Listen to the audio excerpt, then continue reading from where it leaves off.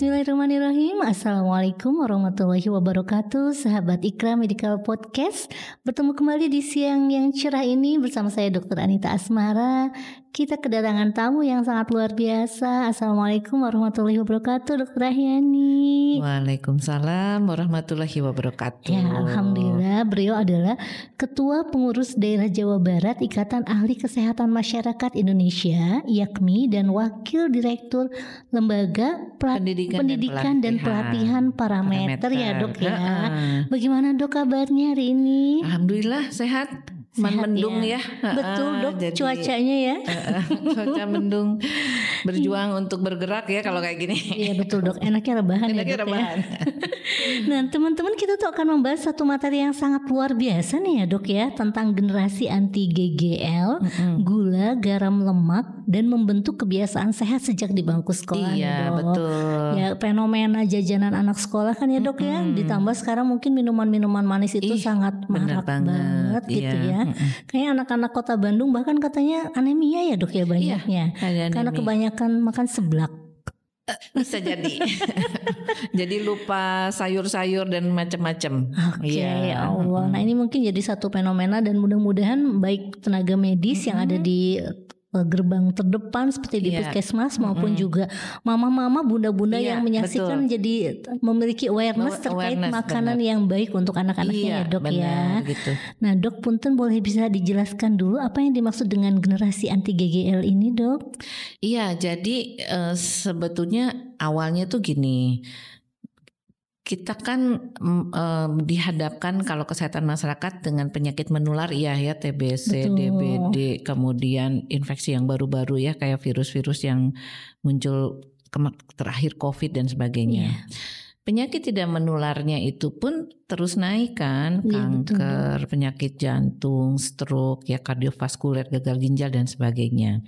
Kemudian tiap tahun tuh nambah ya dari data baik dari Dinas Kesehatan maupun dari kementerian, dan membutuhkan biaya yang besar ya, Dok, jadi dari pengeluaran BPJS untuk pembayaran itu yang tingginya kan itu untuk menangani penyakit tidak menular ya, stroke, kardiovaskuler, gagal ginjal, kanker. Terus kita tuh berpikir ini dari mana mulainya gitu. Bisa nggak sih kita berbuat sesuatu gitu ya. Karena kan penyakit itu tuh nggak datang tiba-tiba ya. Mesti dia namanya juga penyakit tidak menular, pasti dia ada suatu proses. Nah akhirnya diskusi dengan teman-teman di Dinkes, dengan siapapun, apa aja sih penyebabnya. Nah mari kita coba dengan mengurangi resiko-resiko yang menyebabkan itu. Nah, salah satunya yang memberi kontribusi paling besar itu kan pola makan ya. Betul. Pola makannya. Di tracing lagi nih makanan apa sih yang itu kan yang berhubungan langsung. Ternyata kan memang gula, garam dan lemak itu juga memberi pengaruh yang sangat besar terhadap kejadian penyakit itu ya. Jadilah kita ingin membuat program itu gitu ya, entry pointnya dari mana nih kira-kira gitu ya. Ya udah tadi ya kayaknya kalau anak-anak masih bisa ya diajarkan. Inginnya sih semua masyarakat kan paham ya tentang bijak mengkonsumsi gula, garam dan lemak. Tapi kita masuknya entry pointnya dari anak-anak, karena menurut kita satu, mereka investasi yang luar biasa kalau merekanya sehat.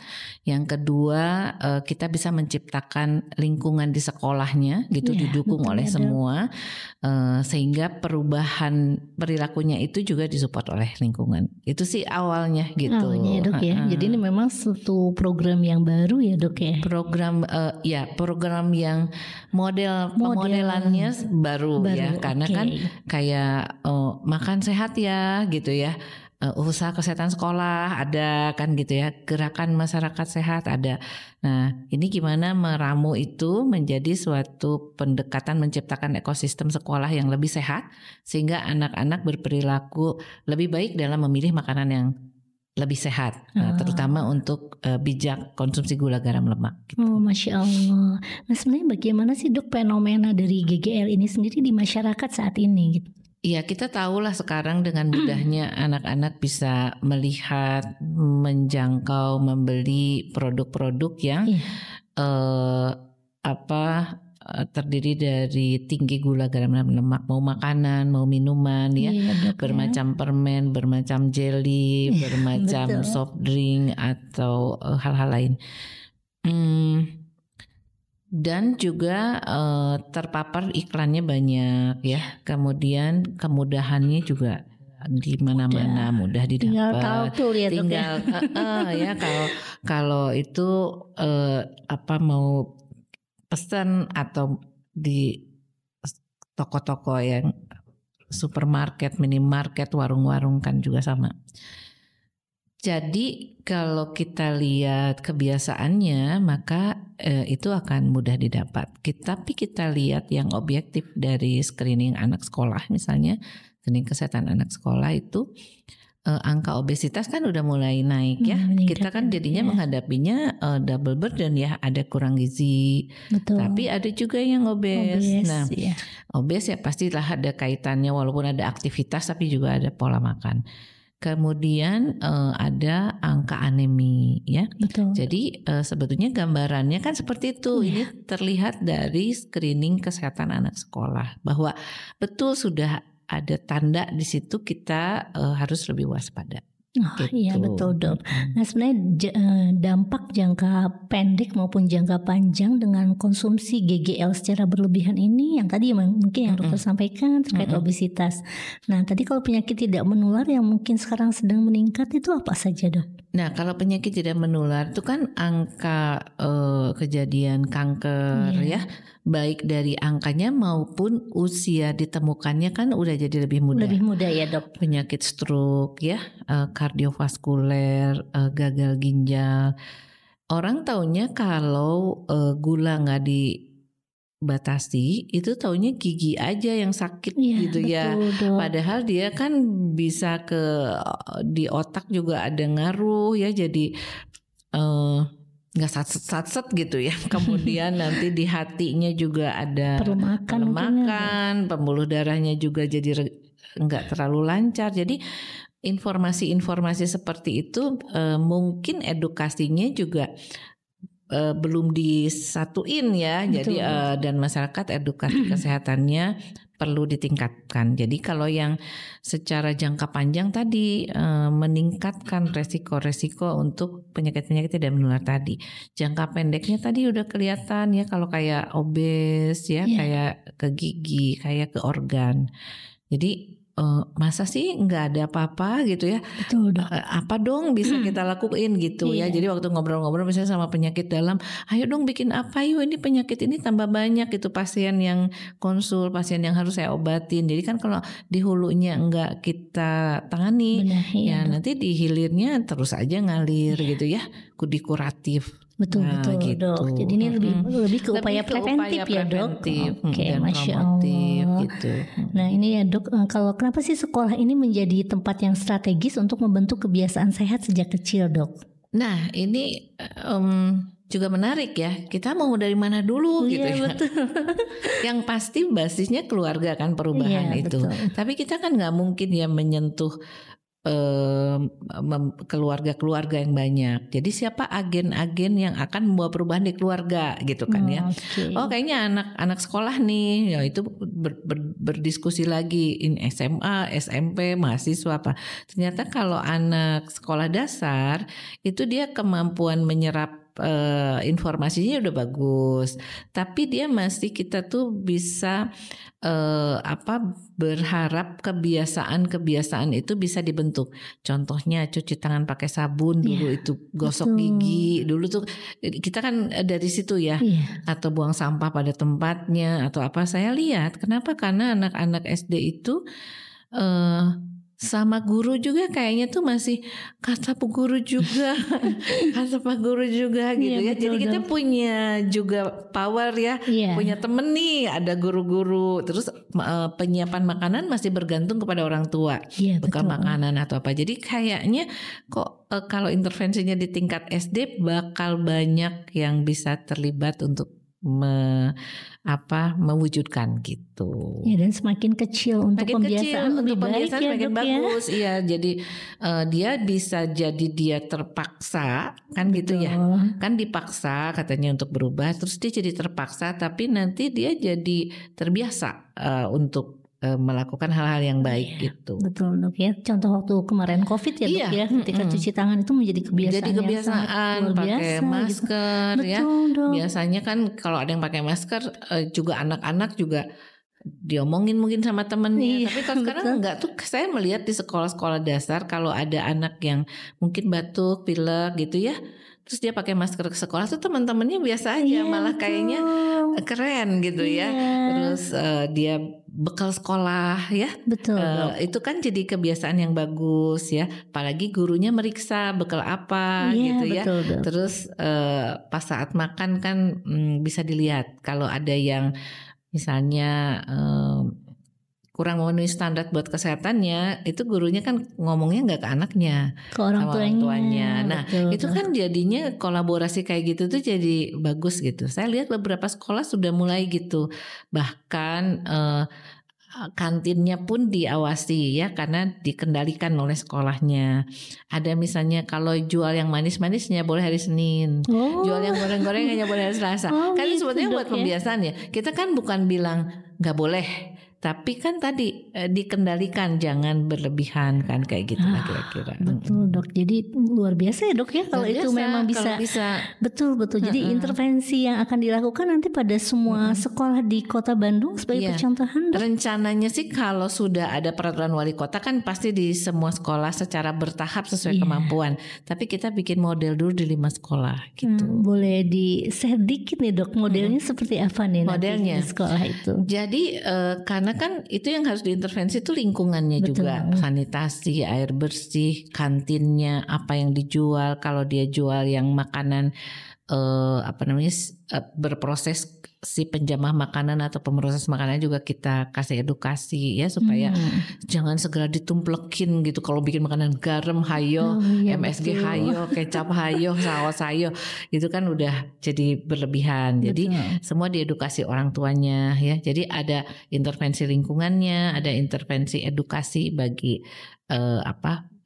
yang ada di sekolah, guru, orang tua, anak-anak, pedagang dan sebagainya, dan dibikin pedomannya, jadi standar lah ya. Jadi ini ya kalau ngasih sama anak-anak kan, guru itu bilang, ayo kita sih nggak apa-apa, bisa tiap hari kita ingetin, tapi kasih saya apa yang harus saya omongin. Panduannya, Dok. Iya, kan itu udah riuh nya mau dengan mata pelajaran. Jadi kalau kita meminta tolong ke orang kan, ini loh perannya. Betul.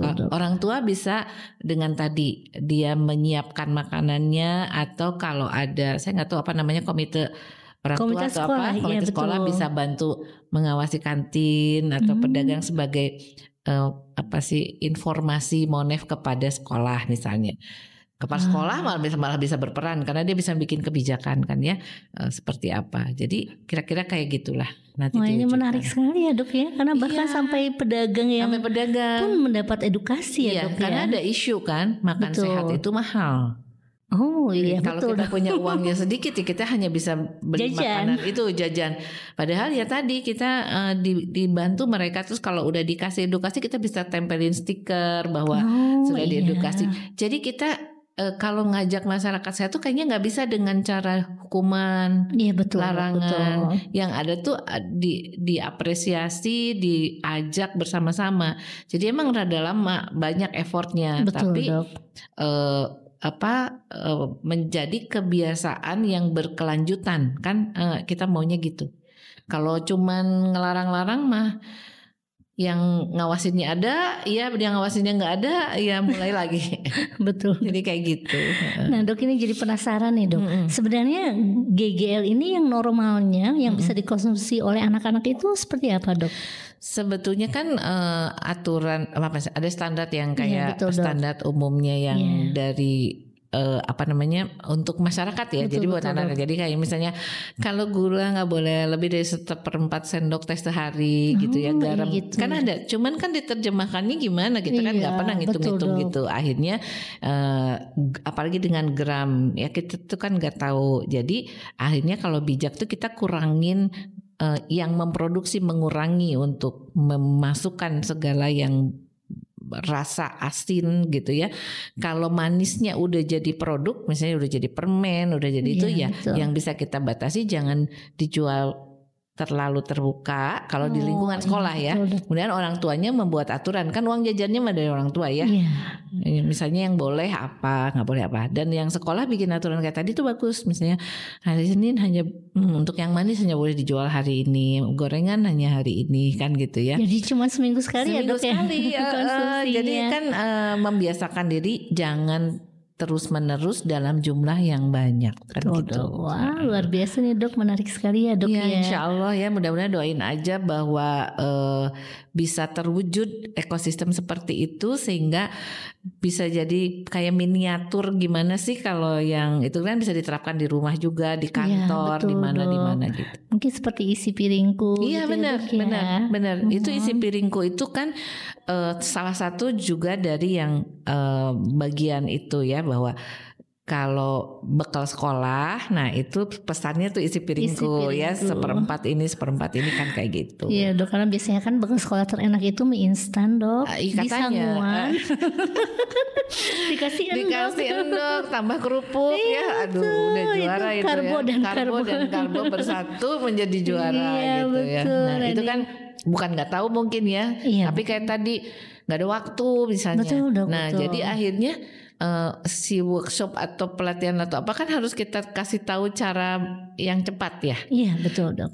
Contohnya ya sekarang udah ada AI, ChatGPT atau apa. Itu ibu-ibu yang Gen Z mungkin ya, dia tuh udah suka gini, buatkan kami menu 1 minggu, menu sehat untuk anak umur sekian. Itu keluar langsung.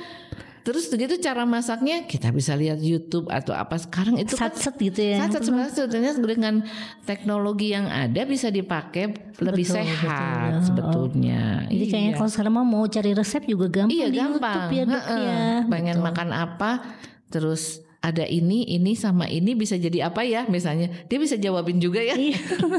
Luar biasa nih. Jadi memang untuk mama-mama Gen Z ini udah bisa mama-mama nih, Gen Z itu bisa. Jadi seperti tadi masaknya tuh kan nggak usah tiap hari misalnya, langsung ini terus ditaruh di mana food preparation. Jadi lebih terencana. Nah kita mengajarkan sebetulnya kayak gitu, nggak riweh kalau kitanya memang mempunyai rencana dan tujuan gitu. Kalau enggak ya seketemunya. Iya gitu. Betul Dok. Jadi sebenarnya bukan karena bahan makanan itu harus mahal ya Dok tapi bahan makanan yang mungkin sederhana dengan pengolahan yang baik itu bisa memenuhi isi piringku itu ya betul Dok. Banget. Jadi nggak selalu kan protein itu protein yang susah didapat ya. Betul, kayak salmon kita beli bareng. Aduh harganya juga kan kalau emak-emak udah berpikir ya.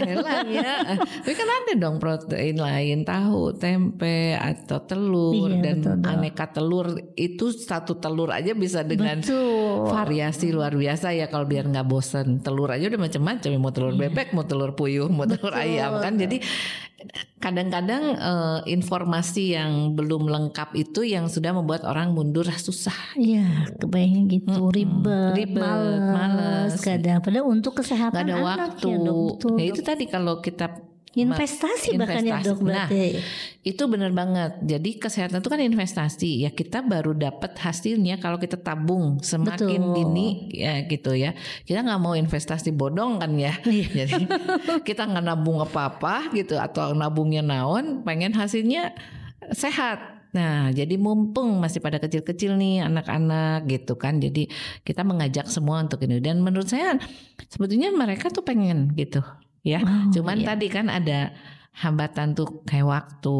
Betul, ya kayak gitu. Kalau hambatannya ekonomi ya tadi kita harus pinter-pinter digabung dengan program yang di Bandung yang lain. Di Bandung tuh kan ada program buruan sae. Iya, ya, jadi halaman sekecil apapun bisa menghasilkan ya, jenis tanaman macam-macam, budik damber. Saya sampai nyobain itu lele di ember. Dicoba Dok di rumah. Coba karena nyaan ini teh bisa, bener emang bisa gitu ya. Semua bisa beli online kan sekarang, bibit apa gitu ya, terus dikasih tahu caranya.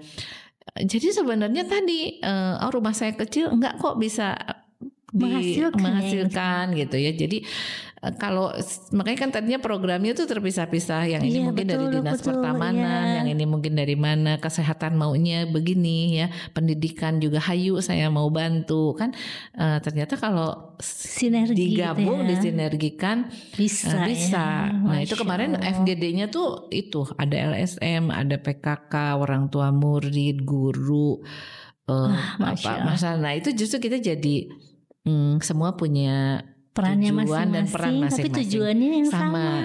Alhamdulillah sih, senang sih kalau ngobrolin supaya lebih sehat gitu ya. Iya betul Dok. Gitu. Ya. Nah kalau tantangan sendiri nih yang dokter rasakan mungkin dalam pembuatan program ini gitu. Kalau tadi kan kalau anak-anak SD mah insya Allah mudah-mudahan bisa ya Dok ya. Nah ini terkait anak-anak yang udah mulai SMP, SMA dengan pola makan yang seperti kita tahu banyak yang anemia, kebanyakan seblak, makanya yang instan gitu ya Dok. Nah itu kira-kira bagaimana Dok? Tantangannya sebetulnya yang di SD juga terpetakan gitu ya, jadi seperti sarana ya kalau air bersih atau sanitasi. Kemudian yang kedua itu tantangannya di ekonomi kayak tadi ya, bagaimana menyiapkan suatu pilihan makanan minuman yang sehat tapi nggak mahal ya. Terus tantangan lain adalah sosial itu kayak influencer kan ya. Jadi hayu siapapun yang influencer ya di Bandung di mana nuka resep nu garelis gitu ya yang mau jadi contoh bantu ya suarakan. Saya lihat sebenarnya di medsos sudah banyak yang menyuarakan itu. Kalau semakin remaja, nah tadi ya peer groupnya kan dia itu kalau temannya makan apa dia tentu akan tentu akan sama dengan anak-anak SD, hanya pendekatannya menjadi lebih berbeda. Dia lebih kuat dengar orang tua atau lebih kuat dengar pengaruh teman ya. Jadi bentuk kampanyenya kan juga berbeda ya, cara berkomunikasinya. Mereka mau nggak dikasih flyer, mereka mau nggak, atau mungkin mereka lebih suka lihat medsos. Nah, jadi akhirnya kita harus berpikir seperti itu. Masya Allah ya Dok ya, promosi kesehatan ini. Satu lagi tantangannya dari si pedagang sendiri, kebanyakan pedagangnya kan di Bandung itu ekonomi kecil menengah ya. Betul Dok. Mereka jadinya gimana, nggak boleh jualan gitu ya. Telur gulung, cireng, cimol, banyak peracian Dok kalau kota Bandung mah. Nah itu kan ya dikasih tahu bahwa dia menyiapkannya, bahannya kan seperti apa, itulah bagian tim penjamah makanan biasanya cashlingnya harus bersih dan apa, jangan niatnya makan itu kan buat kesehatan tapi malah jadi bawa yang berdampak buruk. Wah, Masya Allah luar biasa ya Dok ya, ini pasti. Ayo tuh ikut bantuin. Ayo Dok, siap. Apa yang bisa dibantu? Saya banyak ini Dok, banyak sering masuk ke sekolah-sekolah karena kita banyak sering penyuluhan itu kanker, boleh kan? Iya betul. Nah boleh nempel, nanti kalau udah pedomannya ada bisa diambil secuplik-secuplik ya. Kita juga mengajak mahasiswa-mahasiswa membantu kami membuatkan media-media komunikasinya karena zaman sekarang itu orang media komunikasi penting. Ya konten ya Dok. Konten. Karena kalau anak sekarang kan senangnya ASMR Dok, terus makannya yang pedes level dahsyat. Benar. Nah itu ya, jadi itu kan pengaruh apa sih media sosial ya, mukbang influencer apa ya, artinya kalau nonton mah nggak apa-apa sih, tapi kalau terus-terusan jadi dikonsumsi kan kita harus ngasih tahu kita mah investasinya kesehatan untuk masa depan gitu. Masya Allah. Mungkin sebagai closing statement yang ingin dokter sampaikan nih, karena ternyata ini kayaknya nggak bisa dikerjakan sendiri ya Dok ya. Betul-betul kita butuh kolaborasi dari semua pihak. Mangga Dok boleh. Ya pertama sih terima kasih dikasih ruang untuk menyampaikan. Kemudian buat siapapun ya, bahwa membangun ekosistem yang lebih sehat di sekolah agar anak-anak atau di lingkungan sekolah itu berperilaku memilih makanan lebih sehat itu sangat penting. Dan peran dari semua itu sangat perlu dan ditunggu, dan juga semua punya peran, bisa. Semua tuh bisa gitu ya. Jadi kalau ada masukan atau apa juga silakan, dan mudah-mudahan nih yang jadi contoh dulu nih yang di 5 sekolah, nanti kalau misalnya dipublish kan orang bisa datang ke situ seperti apa. Betul, Dok. Gitu. Belum ya Dok ya berarti saat ini. Sekarang itu program ini sudah di launching sama Pak Wali Kota di minggu kedua Agustus. bahwa Bandung berkomitmen melindungi anak-anaknya, berkomitmen membawa masyarakatnya lebih sehat, dengan salah satu caranya ini adalah mewujudkan program ini. Sekarang kita dibantu tim expertnya menyelesaikan dulu pedoman-pedoman seperti apa standar-standar di sekolahnya. Kemudian nanti setelah itu kita juga ada uji publik, minta masukan dari semua, nanti Anita boleh ngasih masukan ya. Nah setelah itu dibuatlah kebijakannya. Mudah-mudahan dengan adanya kebijakan dari pimpinan daerah didukung oleh semua pelaku di sekolah gitu ya, anak-anak bisa lebih sehat dan lebih bijak dalam mengkonsumsi gula, garam dan lemak. Masya Allah, luar biasa Dok. Sukses ya Dok ya, semoga dilancarkan semuanya. Amin. Juga bagi teman-teman baik dari tenaga medis maupun ayah bunda ini ya, dan komite sekolah. Ini menarik banget karena semua sektor itu terlibat gitu ya, terlibat untuk menjadikan generasi yang anti GGL ya, betul. Gula, garam, lemak yang berlebih. Supaya tahun 2045 itu menjadi Indonesia emas ya Dok pada ya. cerdas, pada sehat, nggak sakit-sakitan, pokoknya glowing aja. Jangan sampai malah jadi diabetes yang meningkat, obesitas, jadi gitu. Bergantung kepada orang lain ya. Betul. Gitu. Ya Masya Allah nih, tidak terasa waktu sudah di penghujung agenda. Terima kasih Dokter, luar biasa Dokter. Senang banget nih, dan mudah-mudahan nanti bisa bekerja sama ya Dokter Ahyani ya. Baik, terima kasih buat para pemirsa, buat teman-teman. Demikian agenda podcast hari ini. Semoga memberikan manfaat. Bersama saya Dr. Anita Asmara dan Dr. Ahyani, kita sama-sama membentuk generasi anti GGL, gula, garam, lemak yang berlebihan. Wabillahi taufiq wal hidayah. Wassalamualaikum warahmatullahi wabarakatuh.